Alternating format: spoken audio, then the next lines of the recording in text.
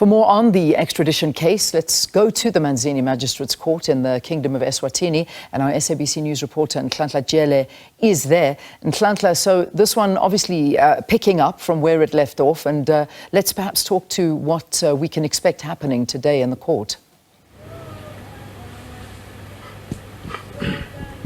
Good morning to you, Leanne, and to our viewers at home. Indeed, we are expecting this application to continue this morning. Remember, 2 weeks ago, when the state brought forward that they did receive the formal official application from South Africa's National Director of Public Prosecutions, they brought forward a matter saying that the defense is asking that the matter be postponed for several reasons, including that they need to go through the document and also to consult their clients. Remember, earlier on when this process started about last month, the defense did say that they need to consult their clients as one of the conditions that it should be in the extradition application. So that is what we're expecting to see this morning, whether or not they did consult their clients and if they are happy or satisfied with what is contained in the application. Remember, the defense did tell the court that depending on what is contained in the application, then they will move forward or they will not move forward. We also heard 2 weeks ago the magistrate telling the Ndimande brothers that should the defense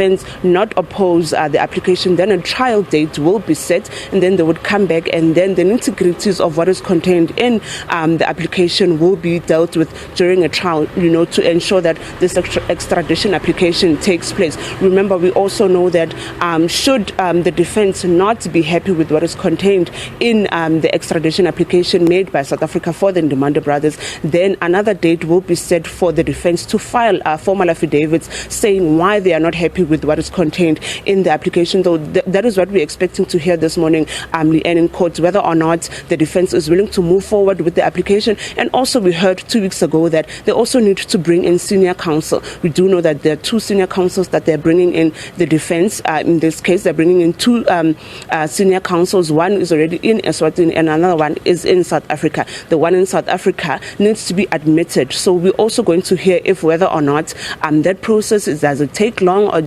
were they able to get that senior counsel from South Africa admitted to Eswatini and to be able to represent the Ndimande brothers in this extradition application. We're also going to hear whether or not the detainment of the cell phones that were seized when the brothers were arrested in February this year, whether they're going to be formally or officially detained, or they're still going to continue on a provisional detainment, as it was heard in court 2 weeks ago, that the magistrate saying that the cell phones are going to continue to be detained provisional. So for now, that is all we know, that we are going to hear whether or not this trial is going to start in the next couple of days or in the next couple of weeks, or whether or not they are opposing the extradition application. Leanne?